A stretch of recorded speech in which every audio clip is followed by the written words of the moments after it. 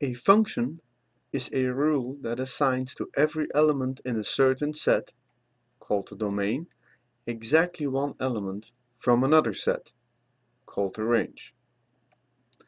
In mathematics, the domain and range of a function are typically part of the set of real numbers. There are lots of different ways we can work with functions. We briefly discussed two very important ways, algebraically and graphically. In the algebraic method, a function is described using an algebraic expression. An example is f of x equals 9x minus 5. Here f stands for the name of the function. X is the name of the independent variable, the input, and is used to describe what the function does to x. 9x minus 5 is the output. It is the function value of x. In this case, the function f sends x to 9x minus 5. Note that we read f of x as f of x. We do not have to use the name x for the independent variable. We can use any name we want. So we can describe this function also as f of t is 9t minus 5. In words, f is the function that sends a number to 9 times that number minus 5. To evaluate the function f at a number or at an expression, we literally replace x by that number or that expression. Sometimes we have to use parentheses. Let's illustrate this with the examples on page 19. So let f of x be 9x minus 5. Evaluate f of 3.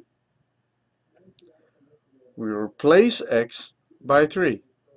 So f of 3 is 9 times 3 minus 5. Then we simplify and we find 22. So f of 3 is 22. Evaluate f of negative 7. We replace x by negative 7. So f of negative 7 is 9 times negative 7 minus 5. We simplify and we find negative 68. Evaluate f of w plus 2. We replace x by the quantity w plus 2. Here we have to use parentheses. So f of w plus 2 is 9 times the quantity w plus 2 minus 5. We FOIL out the parentheses and simplify and find 9w plus 13. Evaluate f of 2x. We replace x by 2x. So f of 2x is 9 times 2x minus 5. We simplify and find 18x minus 5. The second method to work with functions is graphically.